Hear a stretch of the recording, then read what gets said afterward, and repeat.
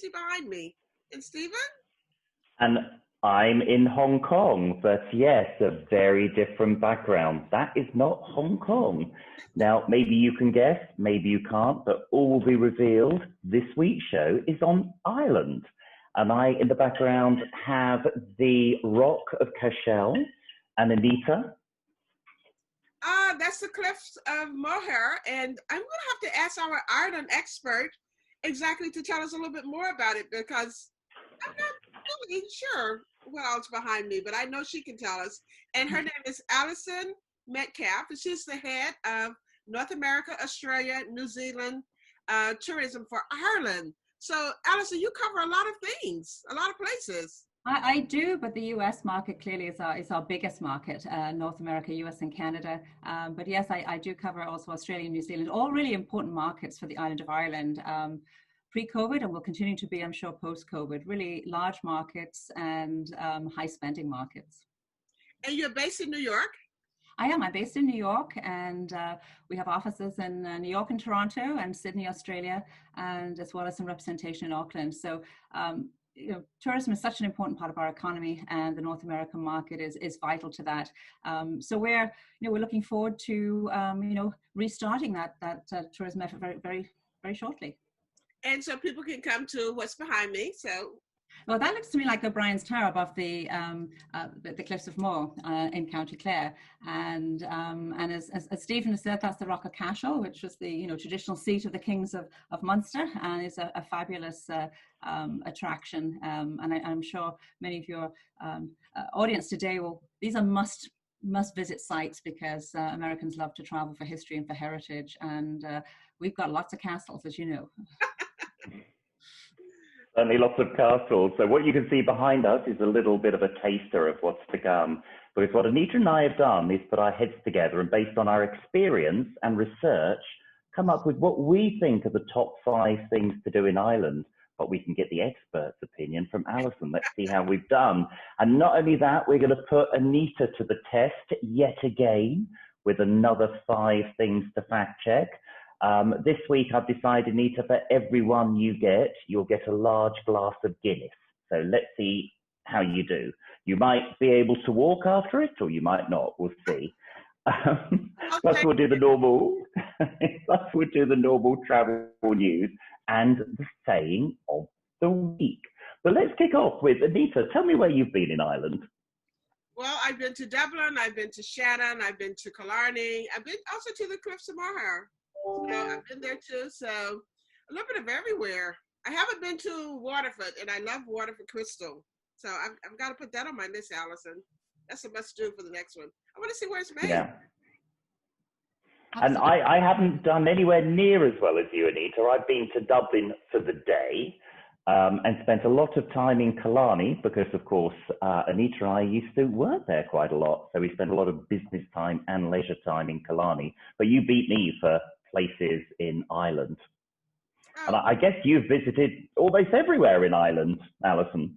I have, absolutely. I haven't been, I can't say I've been absolutely everywhere, but I have been to a lot of places, and I suppose I have been, I've been working with Irish tourism for many years, so I have been around the island, but I think the great thing is that there's always new experiences coming on stream. So obviously I have been to all of the major attractions, but I'm sure there's places that, the hidden gems and things that people always want to sort of explore and get off the beaten track. I'm sure I haven't been to all of those. There's always something to go back and explore. And when I'm back home, my family are from Northern Ireland. You always try and take in new attractions as well. So it's always good just to see what is on the ground. And that's the beauty about Irish tourism. I think people are always continuing to innovate, and I think people really want to get under the skin of a destination. And that's where Ireland, I think, from your experiences, I'm sure you can account for this firsthand, but it's a destination that's very easy to get involved with. People love to talk. It's about the people, and whether you're learning to play a musical instrument or cook or pull the perfect pint, and we won't say where just yet, it's very, very easy to get involved. And I think that's what people are looking for when they travel now. It's those experiences, those memories, as much as what they see. It's how do you bring it to life, and how do you create those unique experiences that you can share with others when you come back. Absolutely. Absolutely. Yeah, that's what absolutely it's all about. That's the most important thing, the experiences and the memories that you come away with. But anyway, let's see how I've done with the top five. So starting with the number one. Now, I was surprised about this because I haven't actually visited this destination, but it seems to be on almost every list of top 5, 10, 15 as the number one, and that's the Cliffs of Moher. Now, I haven't been there, but I know, Annita, you have. Would you agree that's the top place to visit in Ireland?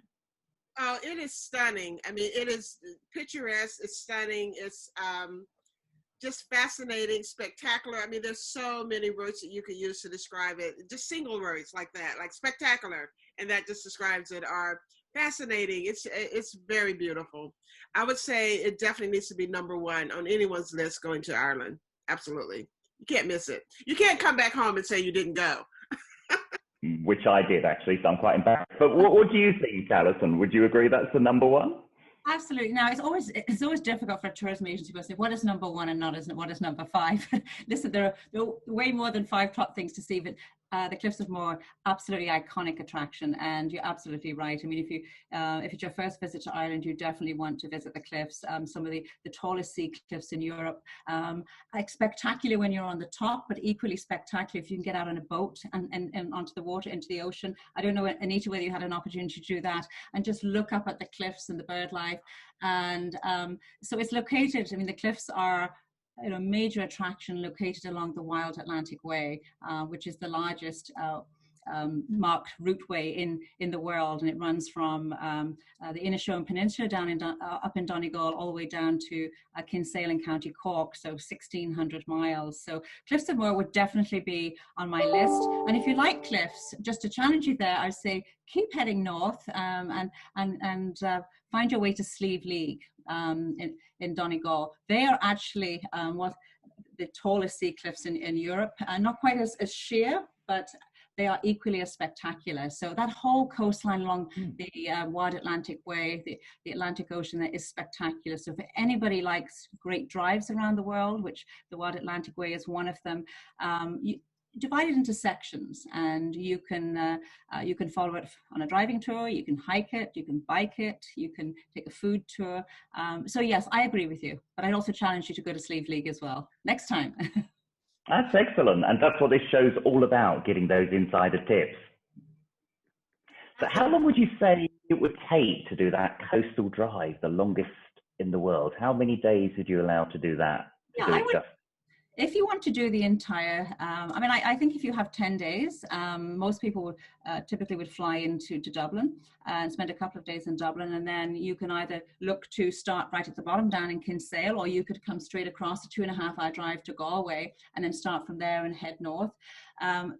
Equally, so you could fly into Shannon. I know, Annita, I think you've flown into Shannon before, and that really is the gateway to the Wild Atlantic Way. So you could easily spend a week touring the Wild Atlantic Way, and then you can finish up, back in Dublin, or you could continue once you get to Donegal, continue on to the Causeway coastal route, which again is the extension of the coastline, but that is in Northern Ireland. So you come to the city of Derry or Londonderry, the only completely walled city in Ireland, and then continue along the Causeway coast and you'll have attractions like the Giant's Causeway, Bushmills Distillery, Dunluce Castle, more castles, So I would say I would allow 10 days, but certainly if you're just doing the Wide Atlantic Way, a minimum of a week. Okay, fair enough. And I've actually been to Giant's Causeway, so I think I should get an extra point there. But I lose a point because I said you say Cliffs of Moher? Cliffs of Moher, or some people say Cliffs of Moher. You're okay. People know what you mean. Yes, they do. Thank you. Thank you for being nice to me, Alison. And actually, when you mentioned Dublin as a good place to visit as part of that big road tour, and that's number 2 on my list. Now, I know Dublin has some famous places like Grafton Street, but what I wanted to ask you, Alison, is give us an insider tip of somewhere to go in Dublin that not many people would know about. Well, I'll tell you where I like to go. I mean, certainly, so obviously you've got a lot of the iconic attractions like Trinity College and the Book of Kells, which is obviously the illuminated 8th century manuscript. People often like to go to Dublin Castle, but I like to go to the Phoenix Park when I'm there because I like to run. And if you want to get outside, and people forget Dublin's it's a really easy city to walk around. It's about just over 1 million people, so it's relatively small. But Phoenix Park is actually I think it is the largest enclosed urban park in Europe, and it's like 1,700 acres. Has a beautiful deer park, and the zoo is there. But I just like to get out and run from centre of Dublin along the along the Liffey and then into the park. So I think that's a great, if you want to get outdoors. And Dublin is located, and not everybody realizes, it's located right on the water. So you can do a wonderful Dublin Bay Cruise, which again, people think of cities in Europe that you have to be inside the city all the time. Get out on a Dublin Bay Cruise and explore some of the coastal villages. So if you go just up the coast, north of Dublin, Howth, there's great seafood there. Go out on the Howth Pier and have a great seafood lunch or dinner. You can go up to Malahide Castle. And then if you go south of Dublin, it's equally spectacular scenery. Just so whether you take a cruise, or you can just take the DART, which is the local Dublin area rapid transit, and go to Dalkey or Killarney, a lovely castle in Dalkey, Killarney Hill, and it's in that part of the world that I think Bono and you too live down there as well. It's often referred to that coastline. It's a bit like the Amalfi Coast. It is beautiful. And I always like to start with a good coffee at the Bewley's Irish Coffee House on Grafton Street. I think that's an institution for anybody that wants to visit Dublin. So I like to sort of get out into some of the smaller coastal towns and villages, but I think you still want to do some of the key attractions. So whether it's the Guinness Storehouse, the Dublin Castle, or you want to visit the new Museum of Literature in Ireland, located on St. Stephen's Green. That's a great experience, and it just opened 2 or 3 years ago, and it really is a museum for some of Ireland's greatest storytellers. And if you're into literature, and of course Ireland and Dublin is a UNESCO City of Literature, you can find the copy number 1 of James Joyce's Ulysses at the Museum of Literature, affably known and locally known as Molly, Museum of Literature Ireland, otherwise known as Molly. And they have a great coffee shop at the back there too, and it opens up onto Ivy Gardens as well. So that's a nice spot to go to. That's a lot of great tips. So I think you probably need another week in Dublin as part of your grand tour of Ireland. That's a lot of stuff to do there. And we were talking earlier about, the great thing about travel is the experiences. So it's the coffee that you might have in the Bewley's Coffee House, I think you said, or run in Phoenix Park. I think what I can never understand when I travel, why people are running on treadmills in hotels, when you think, my goodness, you're somewhere beautiful. Why aren't you out there running and taking in the scenery? It's a great tip.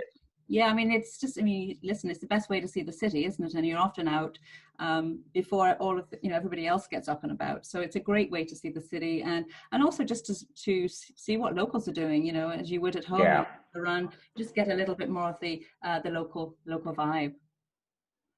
Okay, well, let's move on to number 3. So the clue to number 3 is it's my background. So the Rock of Cashel. Yeah, Rock of Cashel. And as I mentioned, it was this is a massive historical site. It's originally the traditional seat of the Kings of Munster, and I think this is a must visit for anybody. And depending upon your itinerary, if you're starting in Dublin and moving south, this is a great way to stop at the Rock of Cashel as you move down to the south and southwest of Ireland. So I would agree with you. This is a major attraction for anybody. It's well worth a visit. And again, with all of a lot of the historical attractions in Ireland, you can book many more of them online and get timed entrances. So I would encourage people to do that as well, just to make sure that you get the experience that you want. That's a great suggestion. Yeah, and it's in Tipperary, County Tipperary, for those that aren't familiar with the Rock of Cashel. Yes. Yeah, great suggestion. And we must get all the websites from you before you leave today, so we can put them on the description down below, so all our viewers can click and find out all the places to go and book. And I guess the Irish tourism website is probably a good starting point for that. Yes. It is, yeah. It's a one-stop shop, and it's obviously very impartial. We work with everybody, and it's a one-stop shop to help you plan your trip, and it gives you lots of suggested itineraries. So island.com, it's as simple as that. Oh, that's, yeah. Okay, sounds good. Well, number 4 is the place that Annita and I have spent many a fun time, which is Killarney. Where we worked, well, we were working for a company that had a big contact center in Killarney, so we spent lots of time there. I think my key memory would just be walking around the streets of Killarney and hearing the music and laughter coming from the little pubs. I think it's the music. That's my main memory of Killarney. What was yours, Annita? Well, the same thing. I always enjoyed when we could have a little time to ourselves to walk around, because we were usually quite busy with our contact center there, and we were doing a lot of training there with staff. So in the evenings, it was great to go out for dinner. I really like that. And one of the things I like about almost anywhere in Ireland is just how beautiful and green it is. So it's just very enjoyable to be out. And as you mentioned, Steven, there's no reason to stay inside when you're in such beautiful locations. You should definitely get out and just walk around. And that was one of the things I know we love doing that too. And of course, shopping. Of course. Did you get out into Killarney National Park? Did you get into either a jaunting cart, or did you get to do a walk or a hike when you were there? Because it's a beautiful part of the world, and the scenery is, you know, the national park. You have a bit of scale there with the, you know, the mountains as well. No, Yeah. I think I may have driving there. Once I drove there, which was also another funny story. It's me driving through Ireland, a stick shift on the opposite side. But I think we drove past it, but I did not hike it. So Right, on the list to do for sure. Yeah, well, Killarney is a great centre, and you know, it's really the home of Irish tourism. That's really where it all started. And as you, if you're familiar with Killarney, there's a huge number of great hotels there, great restaurants, and it's a really good touring base for going out around, you know, the Ring of Kerry, or even if you want to explore further afield, you know, and go up to Kenmare, and you even, you know, you can use it as a base and go to Dingle. You don't have to move if you don't want to do that. And you've got the beautiful Muckross House and gardens there as well. So I think it's, listen, anybody who has first time visitor to Ireland, certainly Killarney is a must visit. And you know, it is the home of Irish tourism. It's where it all started, and just spectacular scenery. And you know, and whether you're going to golf, a lot of golfers, it's a great thing. I mean, Ireland is known for its outstanding golf, particularly its links courses, which Americans like to play. And again, you've got some fantastic links courses in there. You can base yourself in different parts of the country. You don't have to keep moving on it every day. So yeah, I think that definitely should make your list. And absolutely, that's the thing you just mentioned there, the thing I added on to one of my trips to Killarney, which was the Ring of Kerry. So I hired a car and went round there. Although it was quite a funny story, because we kind of worked out, it's obviously like kind of a circular route. So we'd stopped about halfway. So we stopped there, had a nice leisurely lunch. Mm-hmm. Then we were driving the last bit, which we thought was halfway. It became apparent that it might look halfway on a map, but timing-wise, it was actually a lot longer. And we caught our flight with about 20 minutes to spare. So I really enjoyed the first half of driving around the Ring of Kerry, but the last half got a bit scary as we were desperately trying to get our flight. And that's a very good point, actually. You're right. If you're driving if you're still on the Ring of Kerry and you're presumably trying to get to Shannon, probably were you? I don't know where you're starting from, but never be fooled by the maps, because part of the I think part of the beauty about traveling anywhere, but particularly in Ireland, is getting off the beaten track and taking your time and exploring all those nooks and crannies. And it just does take a lot longer to get around and absorb the scenery. It's not like just being on the freeway, and you know, you can cover miles very quickly. And the scenery changes as well, and that's the other thing that people don't often think. They think of it as relatively small country compared to the US. but there is so much to do and see, and the scenery changes, the countryside changes, the accents change. I mean, the Kerry accent is very different to what you'll find up in Donegal or somewhere else, you know, or down in Cork. And again, that's part of the fun. That's a part of just, you know, immersing yourself in local customs and culture. Yeah, absolutely. You bring up a really good point, Alison, when you say, you know, to take your time. Because, I mean, Ireland's such a beautiful place, and there's so much great scenery and things that you, if you're driving, that you may just come upon, that you want to stop and check it out. So you should definitely add some extra time in to any trip that you're doing.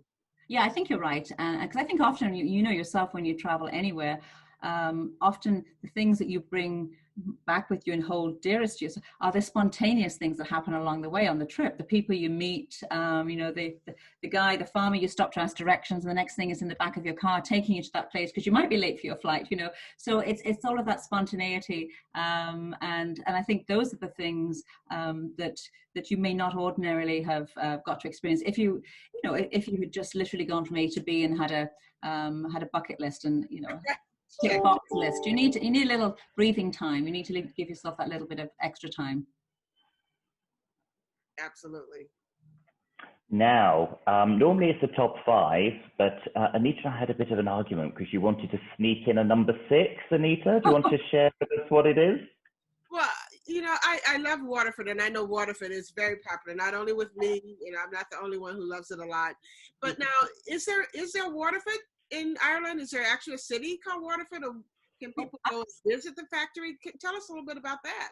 Absolutely. So Waterford is located in the southeast of Ireland in a region called Ireland's Ancient East, and it has a really deep and rich Viking history there. So it's definitely worth a visit. But to your point, if you're interested in Waterford Crystal has a spectacular visitor attraction right in the center of Waterford. It used to be a factory on the outside. It's a new attraction that was a new experience that was built a number of years ago, and it's tremendous. So you can go and see the Waterford Crystal being made, and you can go and see some of the artifacts, and they do a lot of, you know, custom trophies. They do the ball that is dropped at midnight in Times Square, and they do a lot of the trophies for this, you know, for golf events and things. But you can go and see, you know, cut your own crystal glass and things like that. But they have a spectacular showroom, and the great thing is you can buy whatever you want to buy, and it'll get shipped back to the US for you, and you'll get your VAT back as well, so your tax back.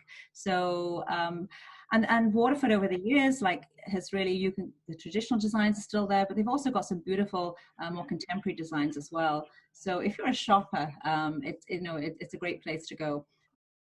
And it's even doable if you're, you know, even if you were staying in Dublin, you could still do that as a day trip. It's a couple of hours drive. But Waterford is definitely worth a visit. And, you know, I think a lot of people think that it's too expensive. I mean, there are some very reasonable. I mean, there's something for everyone. There are things that are very reasonable. Yeah, you can buy, you know, you don't have to buy a whole set of, you know, champagne glasses and wine glasses. You could just buy a small bowl or whatever you want, you know. But they have beautiful displays, and the master cutters are there. And what you find in places like Waterford Crystal, and also a lot of the distilleries, is that you have generations of families that have worked there. So there's a huge amount of institutional knowledge there, and just the love that they bring, and the craftsmanship that they bring from generation to generation is still evident. And I think that also is part of the story of, you know, of Waterford Crystal. That's true. That's true. Now, I've known Anita for 20 years, and what I can share is Anita is the biggest shopper I know. So I think letting Anita loose in Waterford could be quite dangerous. I think there'd be a lot of that, did you say free shipping and tax back going on? Yeah. Yes, exactly. Have you got your Aran sweater, Anita? They're very in vogue now, very fashionable, you know. I bought a sweater years ago. I used to work for Pan Am, so I bought a sweater years ago. That's a little too small for me now. So there's an excuse to go back to get another sweater. That's it, Steven. That's definitely it. Now, Alison, have we missed something? Is there something you would like to add? I think, you know, I would definitely suggest that people take in Belfast as well. I mean, Belfast is an easy day trip from Dublin. It's like an hour and a half, hour and 45-minute drive, just under 2 hours on the train. And not everybody knows that Titanic was built in Belfast. Everybody knows what happened to Titanic, but they don't realize that it was built there. And there's a tremendous visitor experience called Titanic Belfast, which is well worth a visit. It opened in 2012 to mark the centenary of the building of the great ocean liner.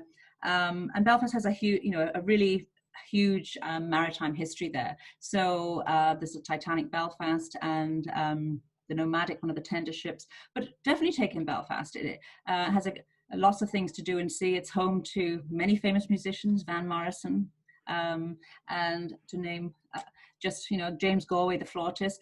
Also, the Giant's Causeway, go up the Antrim coast. I mean, you can do that. You could do a day trip, or if not, just take an extra couple of days and do Belfast and the Causeway coast and run around through the Glens of Antrim to the Giant's Causeway, to the Old Bushmills Whiskey Distillery, which is the oldest licensed distillery in the world, along to Dunluce Castle and onto the walled city of Derry or Londonderry. And then you can reconnect with the Wild Atlantic Way and keep going.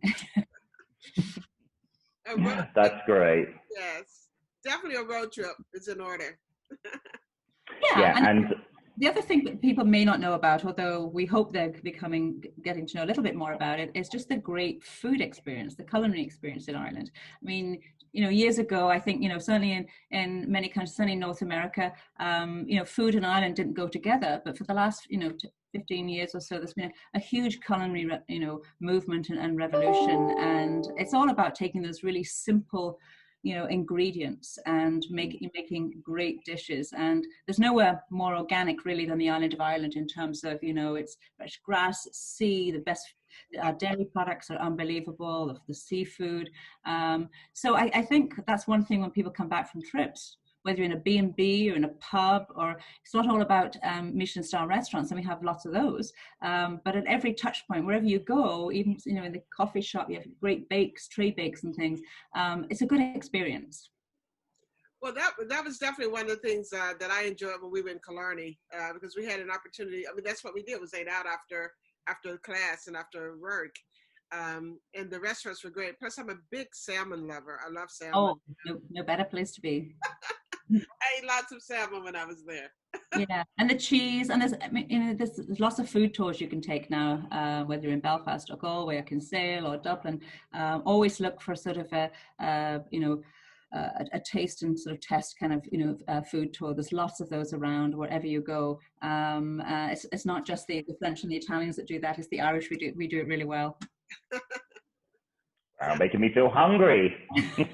And I absolutely agree with including Northern Ireland. I have been to Belfast and Giant's Causeway. Did the weekend there. It was a great weekend. Ideally had more time, but could do both together. Belfast, beautiful city, lots of history. Didn't know about that Titanic experience. That's obviously a new addition, but that sounds really interesting. And the Giant's Causeway is just amazing. When you see that rock formation and you just think it's happened naturally over tens of thousands of years, it just blows you away. Yes, it really does. And even better, when you're up there, you get the great stories about the Irish giant Finn McCool and his trials and tribulations and battles with the Scottish giant Benandana. So you have to go to get the stories.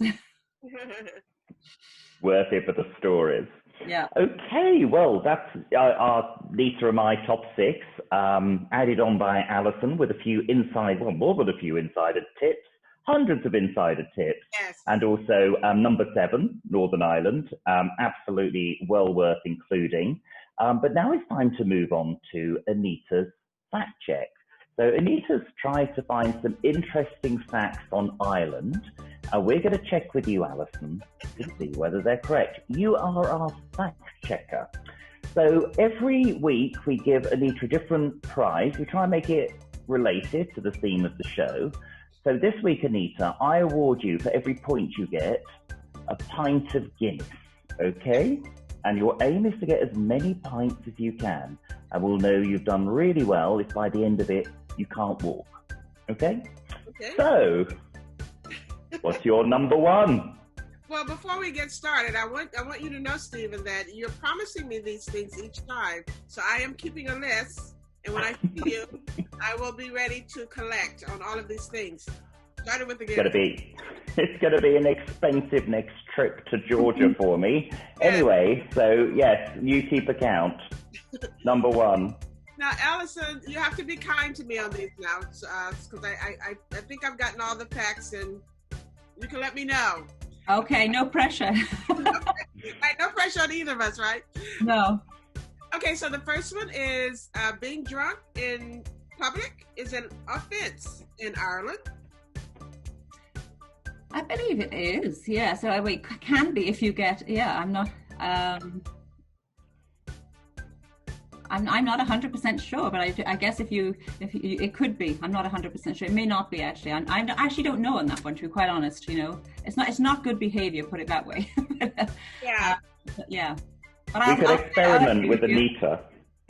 We could experiment with Annita if she gets 6 pints of Guinness from her fast. We'll see if she gets arrested in Ireland. Put it that way. It's not encouraged, but yeah, it certainly could be, and it's only if it was bad behaviour involved. But I have to say, I'm not 100% on that one. Yes. We'll still give you the point. So you have at least half a pint of Guinness on that one. Okay, so my next one is St. Patrick wasn't Irish. Oh, no. I am not going to admit to that one. They do say he's allegedly buried in Downpatrick in Downpatrick Cathedral, and that he did come, yes, he came across to Ireland. So you are correct, yeah. But we claim he is our patron saint. Mm-hmm. You know, I mean, he spent enough time there to be Irish. He did. He absolutely did. Yeah. That's it. You are correct.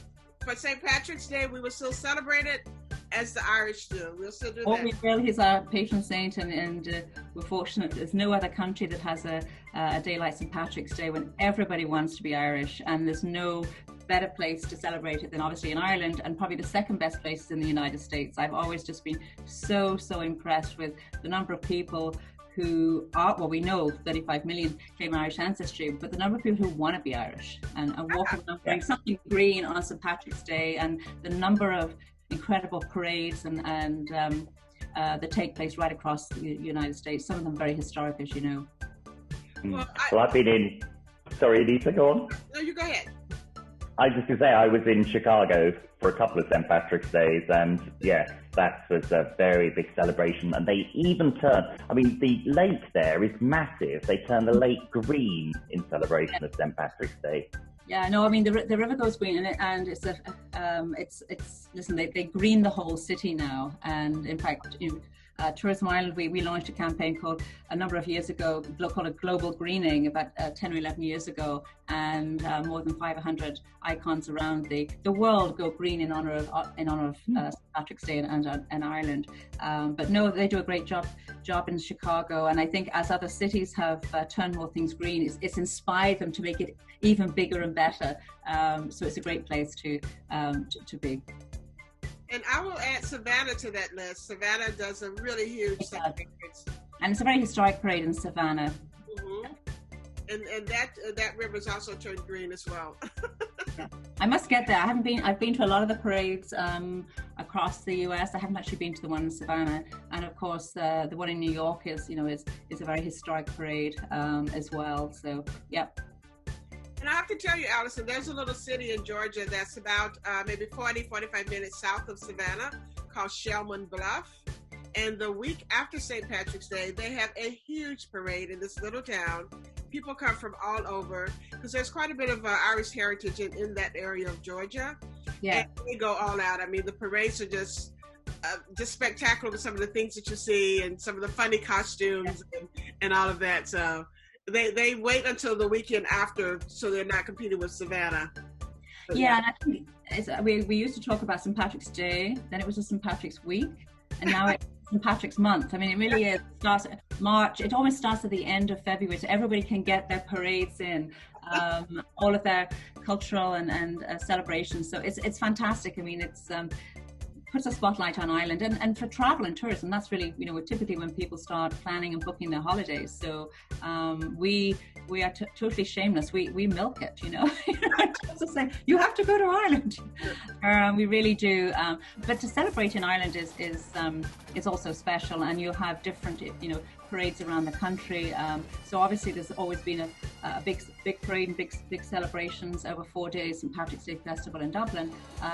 But over the last few years, we've seen a lot more activities around the country and out into the regions. So it's nice to go out and explore the country at that time. And it's a great, and the weather, people forget the weather in March in Ireland, the daffodils are out, the tulips are out. It's spring. It comes so much earlier than, well, perhaps if you're not in Georgia, but if you're in the northeast, where there's still snow on the ground, it's nice to see that green grass. Yeah. Well, we'll definitely have to promote then going to Ireland for St. Patrick's Day. I think that would be a very special bucket list kind of things that people probably would do, is have that on their bucket list. Mm-hmm. All right, so number 3, this is a good one also too for encouraging people to come to Ireland. There were never any snakes in Ireland. No snake. Correct. That's amazing. How did you guys manage that? I don't know. The luck of the Irish, I guess. That's good luck. I love it. Absolutely. Okay, I want about 3 or 4 guineas for that one right there, because that's okay. Okay, and English is not the first language of Ireland? The first one is Irish, Gaelic, yeah. So, I mean, yes, exactly. But I mean, English is widely spoken clearly, but Irish is still, taught in the schools. And if you go into the Gaeltacht areas, which are primarily in the west of Ireland, you will find people speaking Irish, in their daily lives. But with both languages, but English nowadays is. But no, Irish is certainly, and Gaelic is official language. Yeah. Mm. Okay. I don't know if I remember hearing anyone speaking it. No. I mean, if you look at from business, if you look at, they are the English. Ireland will be the only English-speaking country when Britain leaves the EU, for example. So they're an English-speaking country, but they also we also have our language as well. So it's a very important part of our culture. So Irish is, English is absolutely it's everyone's first language, but Irish is still there. And if you look at any government documentation or anything, you'll always see everything in English and Irish. Yeah. Oh, okay. And then my last one is, well, no, actually I think I have 2 more. Yes, the Wild Atlantic Way is the longest coastal driving route in the world. Correct. Mm. Absolutely it is. And sometimes people find it hard to believe when you think of the size of Ireland, but it's because it goes in and out into all of the, it hugs the coastline. So yes, it is. Yeah, I was very surprised when I saw that one, because I was thinking maybe there's a big coastal route in the US on the east or west or something in Australia, but you guys take the award. Yeah, we do, and you're thinking of sort of Highway 1, Pacific Coastal Highway on the west coast of the US, and parts of the Wild Atlantic Way often compared to that journey, and certainly the Causeway coastal route is often compared to the journey in California. But yes, you're right. It is. It's hard for people to believe, and that's why you have to take time. You can't just drive it in, the whole thing in 3 days. Exactly. Okay, here's my last one, and this is a fun one. I think people will be surprised either way by your answer, just the fact that it comes up as a fact. And that is Halloween originated in Ireland. A fact, true. And it absolutely did. And it comes from the Celtic festival Samhain, as it's pronounced. And it absolutely did. It in Meath, in County Meath, which is just south of Dublin.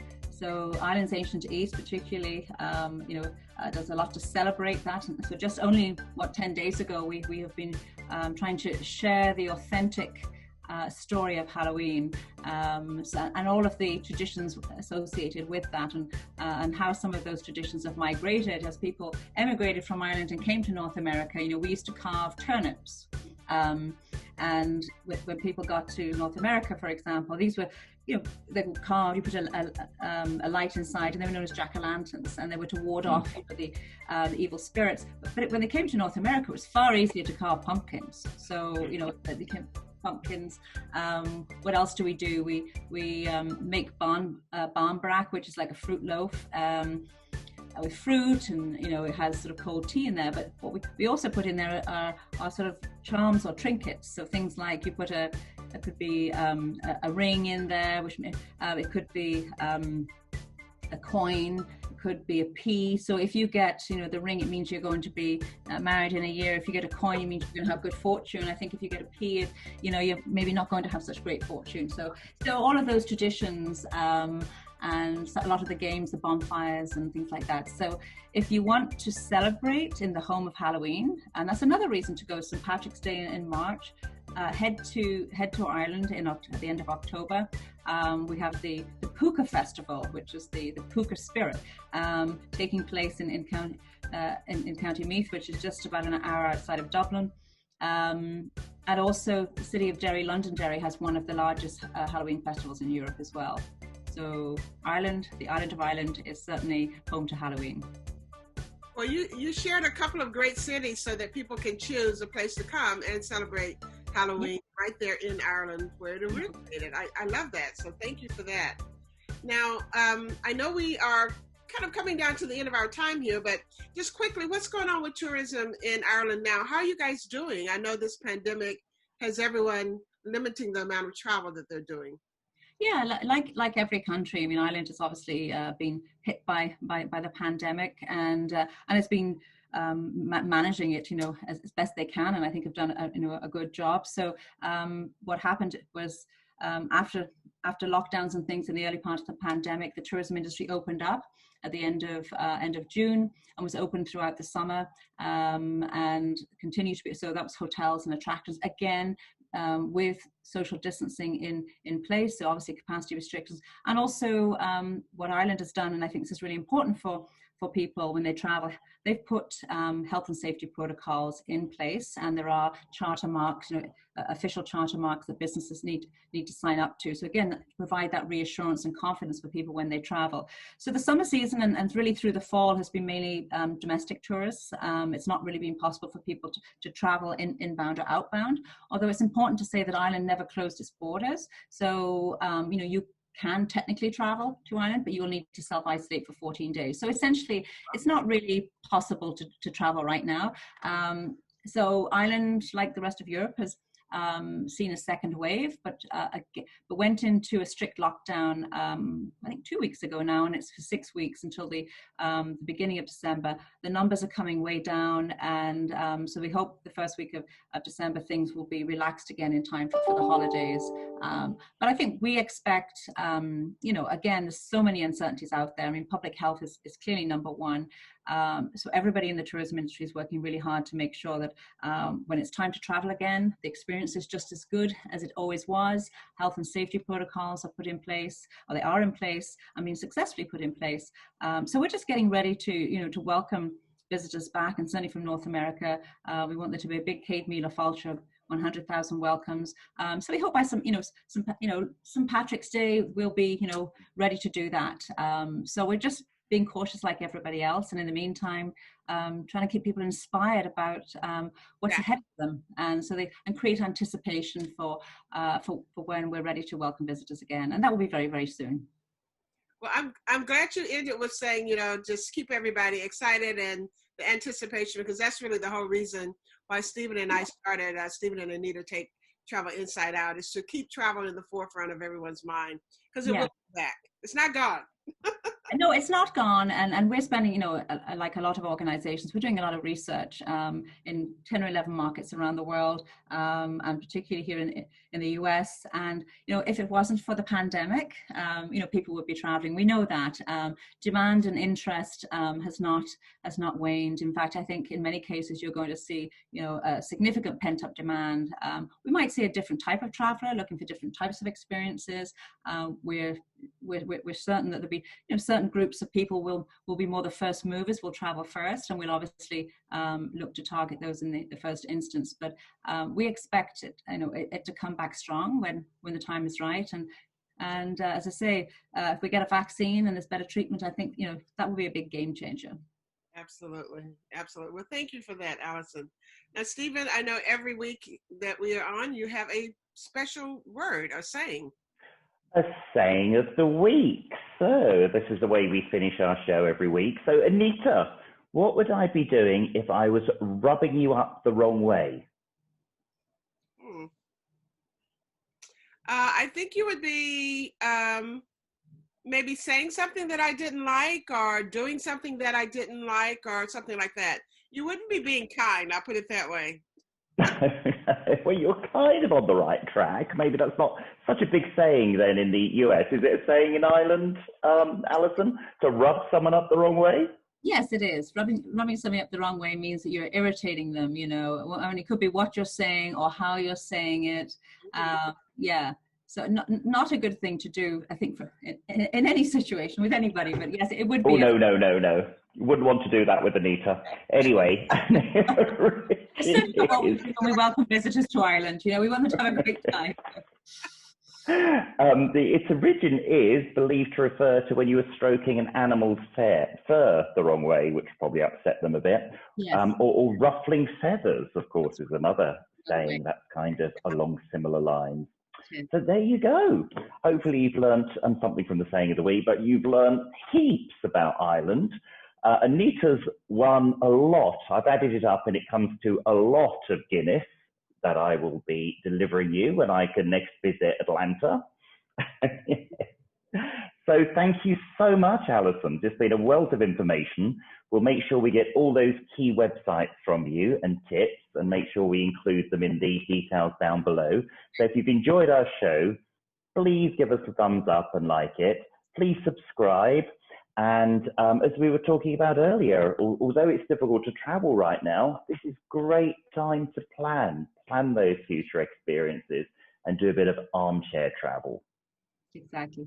Well, thank you so much, Annita. Thank you, Stephen. Well, thank you very much. And thanks to Ruth and everyone who helped organize everything as well. And we look forward to our next visit to Ireland, because we're also making a list as well. We're not close to the show. We're making a list. Good. Plenty of stuff for us to do. I'm with you on that. Okay, listen, thanks very much. Appreciate it. All right, thank you, Alison, and thank you to our viewers. Please write and tell us what you think, and maybe you think we've missed out something and you've got a little suggestion on Ireland. Please share it with us, and we'll be back in 2 weeks. See you then.